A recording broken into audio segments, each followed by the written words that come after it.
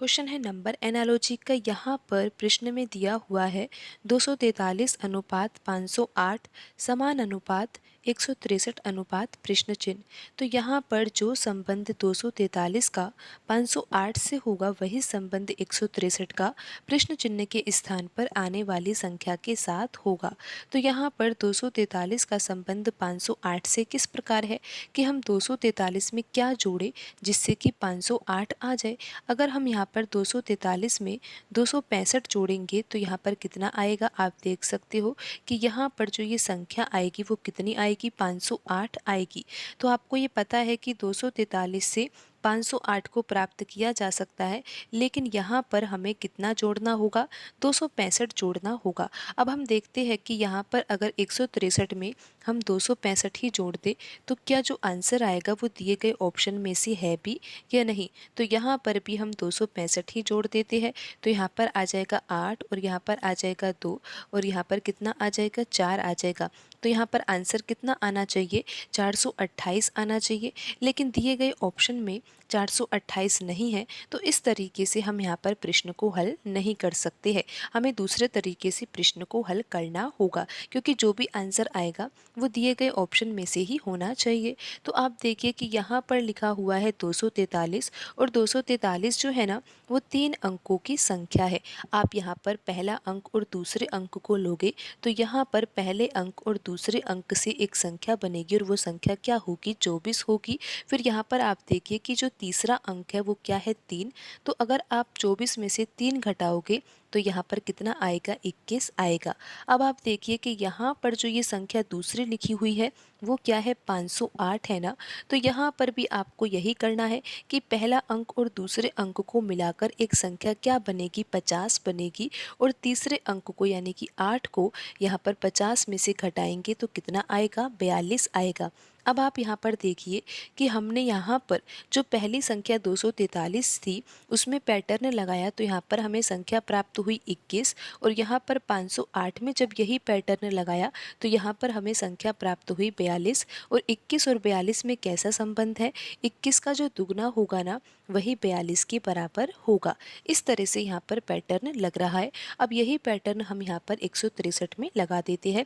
तो आपको पता है कि यहाँ पर 163 एक संख्या दी हुई है, लेकिन हमें पता लगाना है कि प्रश्न चिन्ह के स्थान पर कौन सी संख्या आएगी। तो यहाँ पर देखिए पहला अंक और दूसरा अंक इन दोनों को मिलाकर जो संख्या बनेगी वो संख्या क्या होगी, 16 होगी। और 16 में से हमें इस तीसरे अंक को घटा देना है। तो 16 में से अगर 3 घटाया जाएगा तो कितना आएगा, 13 आएगा। अब आपको यहाँ पर ये समझना चाहिए कि जो प्रश्न चिन्ह के स्थान पर संख्या आएगी ना उस संख्या में जब हम यही पैटर्न लगाएंगे तो वहाँ पर हमें फिर कौन सी संख्या प्राप्त होनी चाहिए, 13 का अगर दुगना किया जाएगा तो कितना आएगा, 26 आएगा। यानी कि यहाँ पर प्रश्न चिन्ह के स्थान पर जो भी संख्या आएगी उस संख्या में जब हम यही पैटर्न लगाएंगे तो यहाँ पर फिर आंसर कितना आना चाहिए, 26 आना चाहिए। जैसा कि आपने यहाँ पर देखा कि 21 था, फिर अनुपात के बाद वाली संख्या 508 में जब हमने यही पैटर्न लगाया तो यहाँ पर जो संख्या हमें प्राप्त हुई थी वो 42 थी। यानी कि 21 का दुगना 42 प्राप्त हुआ था, तो उसी प्रकार 13 का दुगना 26 हमें प्राप्त होना चाहिए। तो आप यहाँ पर देखिए कि जो ऑप्शन ए है ना, ऑप्शन ए में संख्या लिखी हुई है 241। तो करना क्या है, पहला और दूसरा अंक इन दोनों को मिलाकर तो संख्या बनाएंगे हम 24, लेकिन हमें तीसरे अंक को इसमें से घटाना होगा। तो यहाँ पर फिर कितना आएगा, 23 आएगा। लेकिन हमें किसकी आवश्यकता है, 26 की आवश्यकता है। तो ऑप्शन ए तो यहाँ पर सही नहीं होगा। अब देखिए ऑप्शन जो बी है उसमें लिखा हुआ है 442। तो पहला अंक और दूसरे अंक को मिलाकर जो संख्या बनेगी वो संख्या होगी 44। लेकिन हमें करना क्या होगा, तीसरे अंक को हमें 44 में से घटाना होगा। तो यहाँ पर जो अब संख्या प्राप्त हो रही है वो संख्या 42 है, लेकिन आना क्या चाहिए, 26 आना चाहिए। तो यहाँ पर ऑप्शन बी भी सही आंसर नहीं होगा। अब आप देखिए कि जो ऑप्शन सी है उसमें लिखा हुआ है 264। तो क्या 264 से हमारा आंसर आ सकता है, आपको पता है कि हम यहाँ पर कौन सा पैटर्न लगा रहे हैं। हम पहले अंक और दूसरे अंक से एक संख्या बना रहे हैं और फिर तीसरे अंक को उस संख्या में से घटा रहे हैं। तो ऑप्शन ए और ऑप्शन बी तो यहाँ पर आंसर नहीं है, लेकिन ऑप्शन सी और ऑप्शन डी की हमें जांच करनी है। क्या पता ऐसा भी हो कि यहाँ पर कोई भी ऑप्शन सही ना हो, हमें दूसरा ही पैटर्न लगाना हो, लेकिन फिर भी हम यहाँ पर ऑप्शन सी और ऑप्शन डी की जांच तो करें। क्या पता यहाँ पर 26 आ जाए। तो यहाँ पर ऑप्शन सी में जो संख्या है वो क्या है, 264 है। पहला अंक और दूसरे अंक को मिलाकर जो संख्या बनेगी वो तो 26 बनेगी, लेकिन तीसरे अंक को हमें घटाना भी है। तो यहाँ पर कितना आ रहा है, 22 आ रहा है, लेकिन आवश्यकता किसकी है, 26 की है। तो यहाँ पर ऑप्शन सी सही आंसर नहीं होगा। अब हम ऑप्शन डी की जांच करते हैं। ऑप्शन डी में लिखा हुआ है 348। तो पहला अंक और दूसरे अंक से जो संख्या बनेगी वो संख्या क्या होगी, 34 होगी, और तीसरे अंक को हमें घटाना होगा। तो 34 में से 8 घटाया जाएगा तो कितना आएगा, 26 आएगा। और आपको पता है कि यहाँ पर आवश्यकता भी किसकी थी, 26 की थी। तो यहाँ पर प्रश्न चिन्ह के स्थान पर कौन सी संख्या आएगी, 348 आएगी। और 348 यहाँ पर सही आंसर होगा। ऑप्शन डी यहाँ पर सही आंसर होगा। क्वेश्चन है नंबर एनालॉजी का। यहाँ पर जो संबंध सी बी डी का 18 से होगा वही संबंध बी बी ई का प्रश्न चिन्ह के स्थान पर आने वाली संख्या के साथ होगा। तो यहाँ पर हमें सबसे पहले तो यही समझना होगा कि सी बी डी का संबंध 18 से किस प्रकार है। आप यहाँ पर समझिए कि अल्फ़ाबेट का संबंध जो है वो संख्या से दिया हुआ है।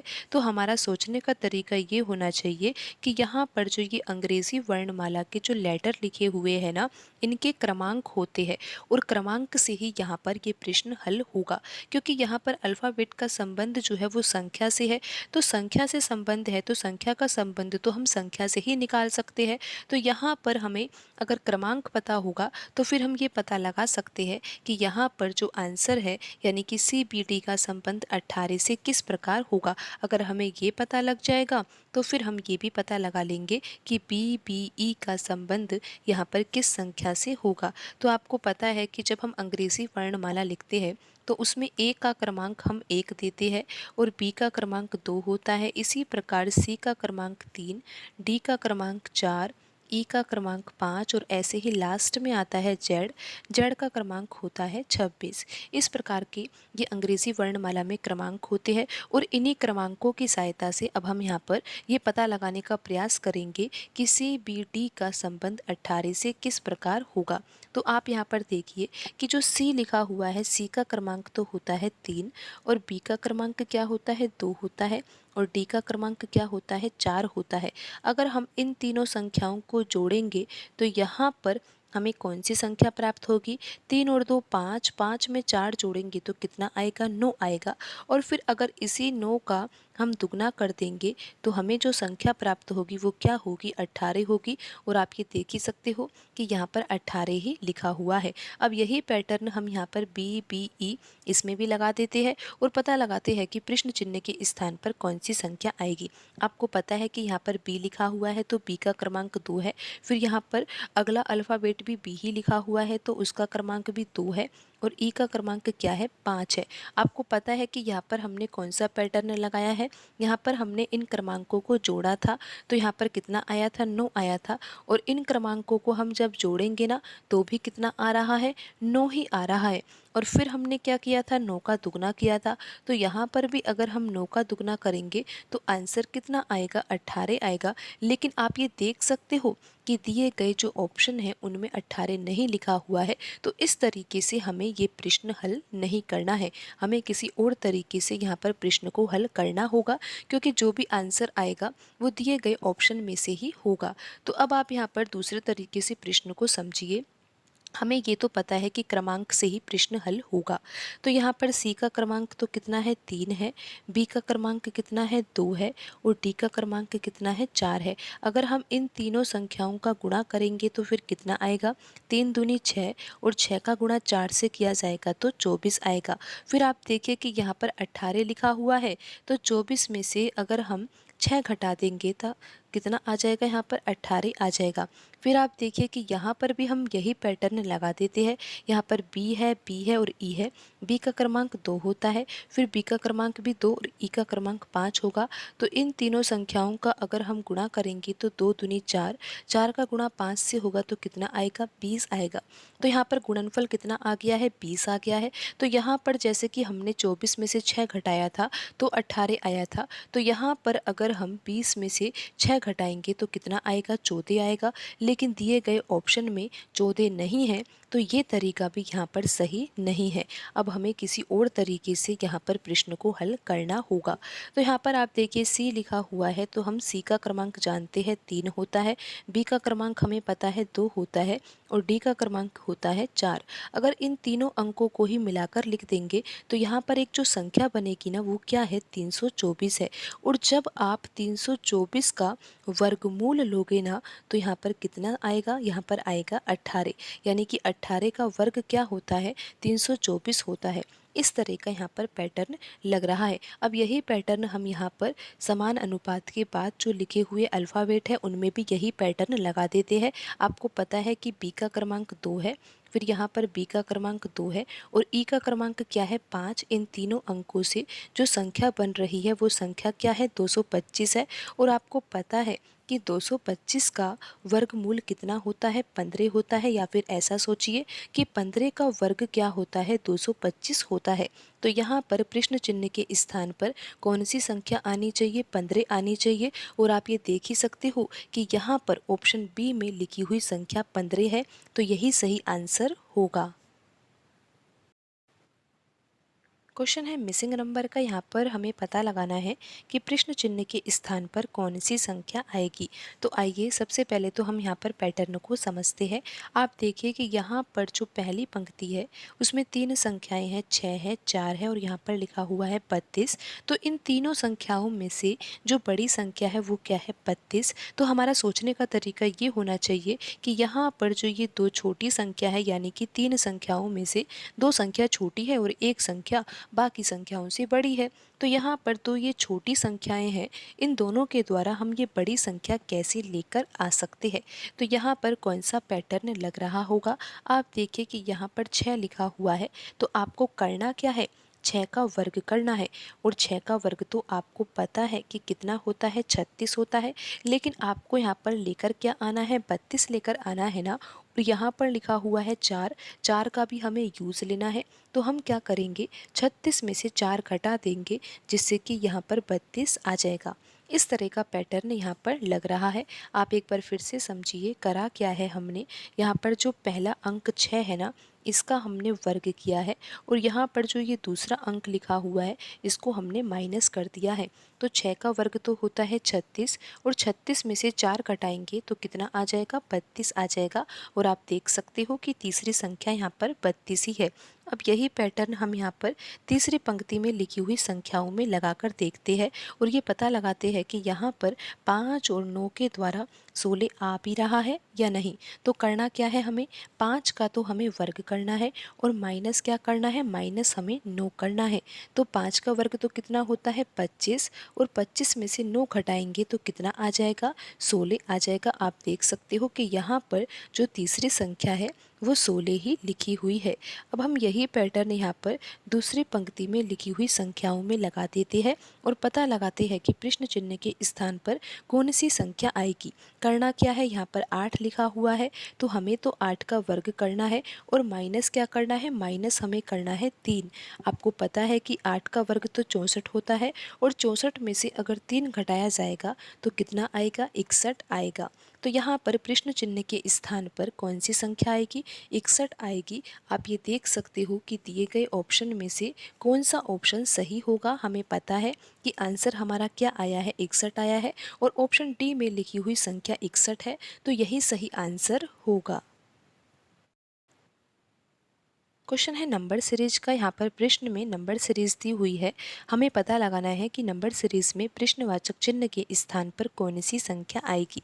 तो आप यहाँ पर देखिए कि जो ये नंबर सीरीज दी हुई है ये ना तो बढ़ते क्रम में है और ना ही घटते क्रम में है, क्योंकि आप यहाँ पर देख सकते हो कि 5 से बड़ी संख्या यहाँ पर 10 लिखी हुई है, फिर 10 के बराबर ही 10 लिखा हुआ है, फिर बड़ी संख्या 12 है, 12 से बड़ी संख्या 20 है, लेकिन यहाँ पर देखिए कि 20 से छोटी संख्या 14 यहाँ पर लिखी हुई है। तो ये सीरीज ना बढ़ते क्रम में है और ना ही घटते क्रम में है। तो ये जब ऐसा प्रश्न दिया होता है कि जिसमें सीरीज ना तो बढ़ते क्रम में हो और ना घटते क्रम हो, तो यहाँ पर हम एक तरीका ऐसा सोच सकते हैं कि यहाँ पर दो सीरीज बन रही होगी। लेकिन वो कैसे पता लगेगा हमें? आप यहाँ पर देखिए कि यहाँ पर 5 लिखा हुआ है, 5 के बाद आप यहाँ पर अगला पद छोड़ दीजिए और आप देखिए कि यहाँ पर लिखा हुआ है 10, फिर 12 को अगर छोड़ दे तो यहाँ पर लिखा हुआ है 20 और यहाँ पर अगर हम 14 को छोड़ दे तो यहाँ पर है प्रश्न चिन्ह। तो आप देखिए कि क्या ये सीरीज बन रही है कि 5 के बाद यहाँ पर 10 मान लीजिए, 10 के बाद यहाँ पर 20 मान लीजिए और हमें ज्ञात करना है कि 20 के बाद ये अगली संख्या क्या होगी। इसी प्रकार यहाँ पर एक दूसरी सीरीज बन रही है कि जो संख्याएं हमने छोड़ी है उन संख्याओं से भी एक सीरीज बन रही है। आप यहाँ पर ध्यान से देख सकते हो कि 10 है, 10 के बाद 12 है, 12 के बाद 14 है और 14 के बाद यहाँ पर अगली संख्या आएगी जो कि प्रश्न चिन्ह के बाद की संख्या होगी। तो यहाँ पर आप देखिए कि जो पहली सीरीज है जिसमें लिखा हुआ है 5, 10, 20 और यहाँ पर हमें ज्ञात करना है, तो 5 से 10 कैसे आएगा? जब हम यहाँ पर 2 का गुणा करेंगे। 10 से 20 कैसे आएगा? जब हम यहाँ पर 2 का गुणा करेंगे। और 20 के बाद अगली संख्या क्या होगी? जब हम 20 में 2 का गुणा करेंगे।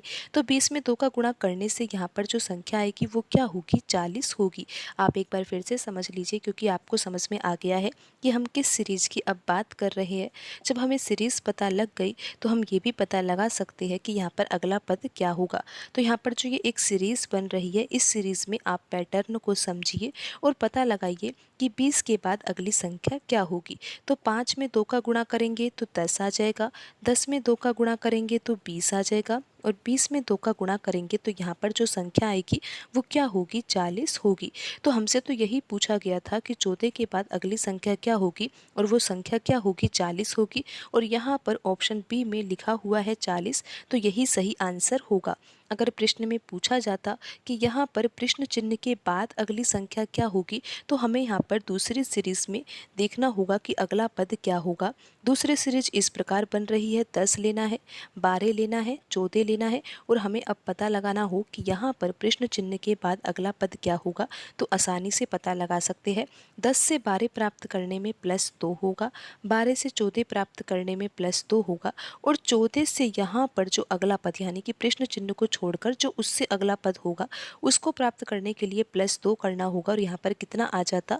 16 आ जाता। लेकिन प्रश्न में पूछा ही नहीं गया ये पद, तो हमसे तो पूछा गया था कि यहाँ पर 14 के बाद अगली संख्या क्या होगी और वो आंसर क्या आएगा? 40 आएगा। ऑप्शन बी यहाँ पर सही आंसर होगा।